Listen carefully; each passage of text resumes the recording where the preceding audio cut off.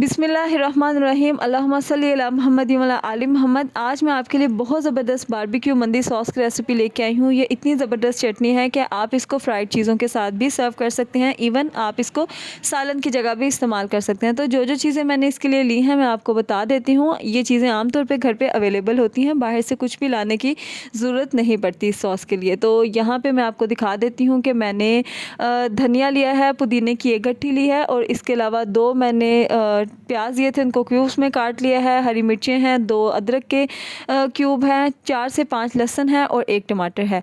तो इसके अलावा हमने इमली लेनी है। इमली की क्वांटिटी हमने थोड़ी सी ज़्यादा लेनी है और इसको हमने इसका पल्प प्रिपेयर कर लेना है। इसकी गुठलियाँ जो हैं उनको अलग कर लेना है। आपने सबसे पहले एक बाउल में इमली डालनी है, उसमें आप इमली डालने के बाद थोड़ा सा पानी डाल दें।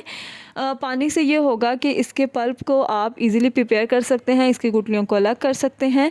तो ये सॉस इतनी ज़बरदस्त है कि आपके लिए ये इतनी हेल्दी है। स्टमक के जितने भी मसले वगैरह होते हैं, आमतौर पे तेज़ाबियत वगैरह होती है स्टमक में, दूसरा ये होता है कि खाना वगैरह हज़म नहीं होता, तो उसके लिए ये चटनी बहुत बेस्ट है। आप इसको सालन की जगह भी इस्तेमाल कर सकते हैं। ये बहुत मज़ेदार बन के तैयार होती है। तो इमली का पल्प आप देख सकते हैं प्रिपेयर कर लिया है। अब आप एक जूसर ले लें, आप कोई भी मिक्सी ले लें जिसमें मसाला वगैरह मिक्स करते हैं। आप उसमें सिंपली ये सारी चीज़ें जो हैं वो ऐड कर दें और इसको ऐड करने के बाद हम इसमें चंद ड्राई स्पाइसेस ऐड करेंगे और उसके बाद हम क्या करेंगे कि इसको मशीन को चला देंगे।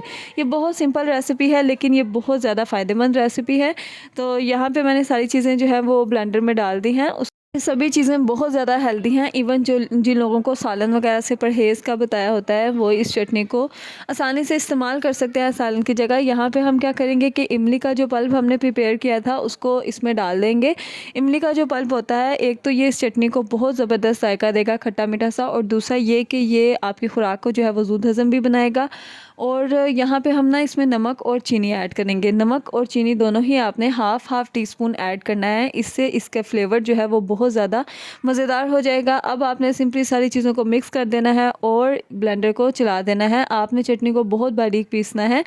तो उम्मीद करती हूँ आपको मेरी ये रेसिपी पसंद आई होगी। अगर आपको मेरी रेसिपीज़ पसंद आती हैं तो चैनल को सब्सक्राइब कर दिया करें, वीडियो को लाइक किया करें और ज़्यादा से ज़्यादा शेयर किया करें, क्योंकि जब आप चैनल को सब्सक्राइब करते हैं या वीडियो को लाइक करते हैं तो ये आपकी तरफ से एप्रिसिएशन होती है और हमें भी इस चीज़ की जो है दिल करता है कि हम ज़्यादा से ज़्यादा एफ़र्ट करें और आपके लिए अच्छी से अच्छी और नई से नई वीडियो लेके आएँ। यहाँ पे हमारे पास जो है वो चटनी अच्छे तरीके से तैयार हो गई है। मैं आपको सिंपली डिश आउट करके दिखा देती हूँ कि ये कितना ज़बरदस्त इसका कलर आया है और इसका टेस्ट जो है जब आप ट्राई करेंगे तो इंशाल्लाह आप इसको बार बार बनाएंगे। तो उम्मीद करती हूँ आपको मेरी ये सिंपल सी रेसिपी बहुत ज़्यादा अच्छी लगी होगी और बहुत ज़्यादा मुफीद लगी होगी। मिलते हैं इंशाल्लाह नेक्स्ट रेसिपीज़ या फिर रेमेडीज़ में, और कमेंट में अपनी राय का लाजमी इज़हार किया करें। तो मिलते हैं नेक्स्ट वीडियो में, तब तक के लिए अल्लाह हाफ़िज़।